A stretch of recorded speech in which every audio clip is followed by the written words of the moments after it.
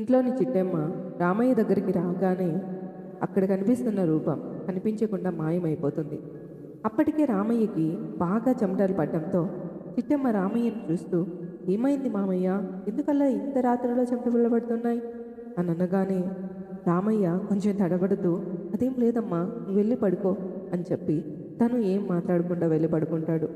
ఆ మరుసటి రోజు రామయ్య రాత్రి జరిగిన సంఘటన గురించి ఎవరికి చెప్పాలో అర్థం కాక తనలో తనే మదన పడుతూ ఉంటాడు.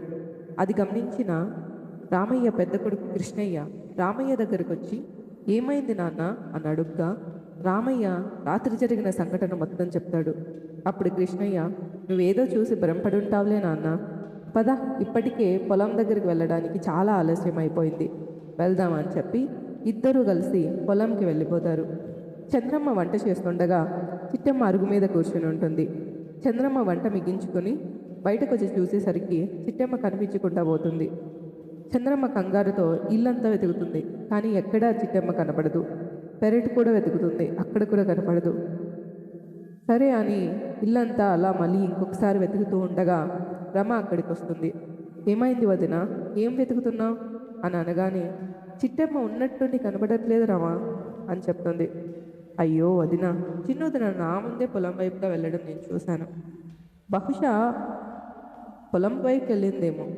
వంట అయ్యుంటే మనం కూడా వెళ్దాం పదా" అని చెప్పి ఇద్దరూ కలిసి పొలం దగ్గరికి భోజనం తీసుకొని వెళ్తారు. కానీ వాళ్ళకక్కడ చిట్టమ్మ కనపడదు. చిట్టమ్మ కనపడకపోయేసరికి చంద్రమ్మ రమ ఎక్కువగా కంగారు పడుతూ రామయ్యకు చెప్తారు. "రామయ్య, మీరేం కంగారు పడకండి అమ్మా, ఎక్కడో ఉంటుందిలే. నేను సుబ్బయ్యని చిన్నాని చిట్టమ్మను వెతకడానికి పంపిస్తాను, మీరేం భయపడకండి" అని చెప్తాడు. సుబ్బయ్య చిన్న కలిసి ఊరంతా చిట్టమ్మను వెతకడానికి బయలుదేరుతారు. ఆ ఊరి మధ్యలో ఒక చోట ఒక గుర్తు తెలియని వ్యక్తి చనిపోయి పడి ఉంటారు. అసలు ఆ వ్యక్తి ఆ ఊరికి సంబంధించిన వ్యక్తే కాదు. అసలు తను ఎందుకు ఆ ఊరికి వచ్చాడో, ఎందుకు అలా చనిపోయి పడి ఉన్నారో ఎవరికీ అర్థం కాక ఒకరినొకరు ఆ ఊర్లో వాళ్ళు చూసుకుంటూ ఉంటారు. ఇంతలో చిట్టమ్మకి ఏమైందో అనుకుని వీళ్ళిద్దరూ కలిసి చిట్టమ్మను ఊరంతా వెతుకుతారు. చుట్టుపక్కల అడవి ఉంటే ఆ అడవికి కూడా వెళ్ళి వెతుకుతారు, కానీ ఎక్కడ చిట్టమ్మ కనపడదు.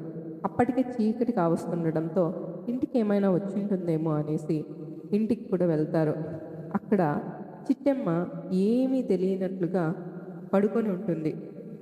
సాయం సంధ్య వేళ చిట్టమ్మ ఎప్పుడూ లేని విధంగా పడుకొని ఉండటం చూసి ఇద్దరు ఆశ్చర్యపడతారు. ఇంతలో చిన్న వెళ్ళి చిట్టమ్మని లేపుతుంటే చిట్టమ్మ గాఢ నిద్రలో గురక పెడుతూ ఉంటుంది. ఇంతలో మిగిలిన వాళ్ళు కూడా అక్కడికి వస్తారు. చిట్టమ్మ నిద్రపోవడం చూసి అందరూ ఆశ్చర్యపోతారు. చిన్న గట్టిగా అరుస్తూ చిట్టమ్మని నిద్ర లేపడానికి ప్రయత్నిస్తున్నా కనీసం చిట్టమ్మ ఉలకదు పలకదు. అది చూసిన రామయ్య, "పోనీలే చిన్న, వదిలే" అనగానే చిన్న కోపంగా అక్కడి నుండి వెళ్ళిపోతాడు. అందరూ భోజనాలు ముగించుకొని పడుకుంటారు. సరిగ్గా అర్ధరాత్రి సమయానికి "మామ" అని చిట్టమ్మ పిలిచినట్లుగా చిన్నాకు వినిపిస్తుంది.